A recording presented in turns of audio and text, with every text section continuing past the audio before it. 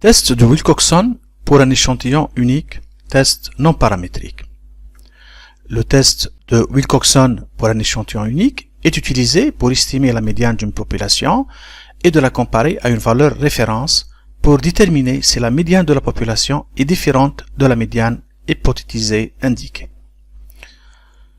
Le test de Wilcoxon pour un échantillon unique est une alternative non paramétrique au test T à un échantillon lorsque les données ne sont pas distribuées normalement. Il est utilisé pour déterminer si la médiane de l'échantillon est égale à une valeur standard connue, c'est-à-dire une valeur théorique qui peut être une norme par exemple. Exemple appliqué à la recherche en architecture, on veut vérifier si le niveau d'éclairage naturel enregistré dans un échantillon de salle de classe est conforme ou non à la norme requise pour la lecture. Les données de la variable quantitative, bien entendu, ne suivent pas la loi normale. Le tableau est très simple, on a une seule variable, c'est le niveau d'éclairage dont les données ne sont pas distribuées normalement. C'est une variable quantitative à distribution non normale.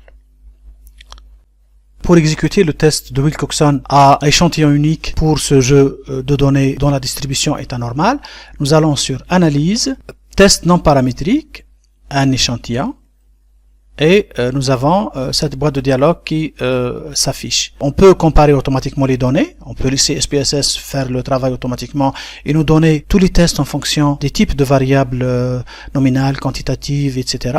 Soit personnaliser l'analyse, je préfère qu'on personnalise nous-mêmes l'analyse. On va aller sur les champs, on va choisir donc le niveau d'éclairage naturel pour la distribution non normale et on va l'inclure dans le champ de test. Et pour les paramètres, on va utiliser le test de Wilcoxon avec la moyenne hypothétique, la même qu'on avait déjà utilisé avant. Et on va cliquer sur exécuter. Le résultat pour le test non paramétrique, donc le test de Wilcoxon, il nous donne pour le jeu de données, donc la variable d'éclairage naturel dont les données sont anormales. Donc le test de rang signé de Wilcoxon d'un seul échantillon donne une valeur de 0,000